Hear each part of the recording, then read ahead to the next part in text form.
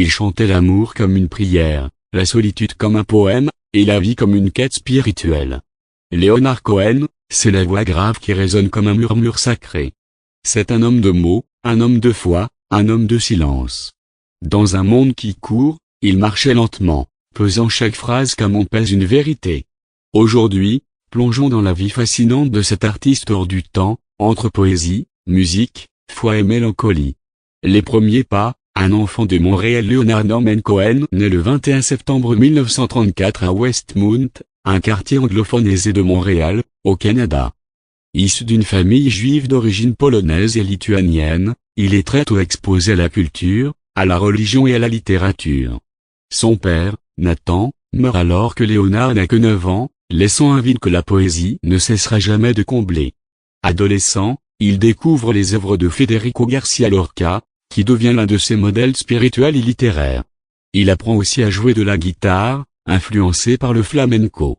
Il étudie la littérature à l'université McGill, puis à Columbia, New York, mais c'est surtout dans l'écriture qu'il va briller au départ. Le poète avant le chanteur. Avant d'être connu comme chanteur, Leonard Cohen est poète et romancier. En 1956, il publie son premier recueil de poésie, Laus compare mythologie. Suivent The Spice Box of Earth, qui lui vaut une certaine reconnaissance, puis de romans, The Favorite Game et surtout Beautiful Loser, œuvre sulfureuse et expérimentale, qui divise la critique mais assoit sa réputation d'écrivain audacieux. Mais la littérature ne suffit pas à faire vivre Leonard Cohen. C'est à cette époque, à plus de 30 ans, qu'il envisage la musique comme une nouvelle voie d'expression. Le tournant musical. En 1967, Leonard Cohen sort son premier album, Song of Leonard Cohen. Le disque contient des titres devenus mythiques comme Suzanne, Solon, Marianne ou Sisters of Mercy. Sa voix grave et ses textes sombres contrastent avec l'effervescence hippie de l'époque. Pourtant, son style séduit un public exigeant, à la recherche d'authenticité. Au fil des années, Cohen enchaîne les albums, Song from a Room, Song of Love and That, New Skin for the Old Ceremony. Il impose un univers unique, entre prière et confession, mêlant amour, sexe, foi, doute, guerre et miséricorde. Alléluia, un hymne éternel. En 1984, il écrit Alléluia, sur l'album Vari ou Position. Le morceau passe inaperçu à sa sortie.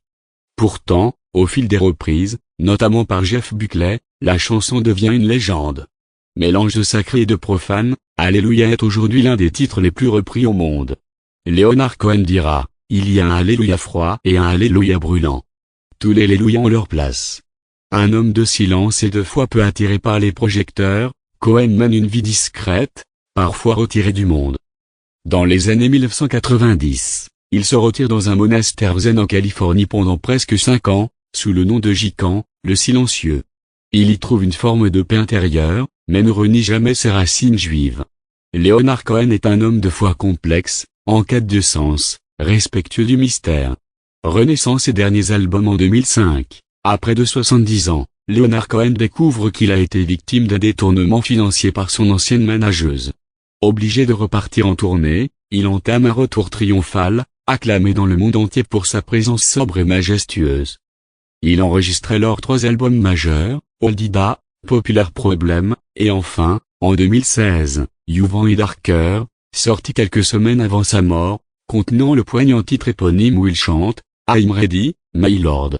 La fin et l'héritage. Leonard Cohen meurt le 7 novembre 2016, à l'âge de 82 ans, à Los Angeles. Il laisse derrière lui une œuvre immense, tissée de mots simples et profonds, de mélodies nues et bouleversantes. Artiste respecté par toutes les générations, il a influencé des centaines de musiciens, de Bob Dylan à Nick Cave, de Lana Del Rey à Rufus Wainwright. Conclusion. Leonard Cohen n'était pas seulement un chanteur, ni un poète, ni un moine. Il était les trois à la fois, et plus encore, un chercheur de vérité, un artisan de l'âme, un sculpteur de silence. Dans un monde bruyant, il nous a appris à écouter. Écouter le chagrin, le désir, le pardon, l'attente. Son œuvre ne crie pas, elle chante doucement à l'oreille du monde. Leonard Cohen n'est pas mort. Il continue de murmurer.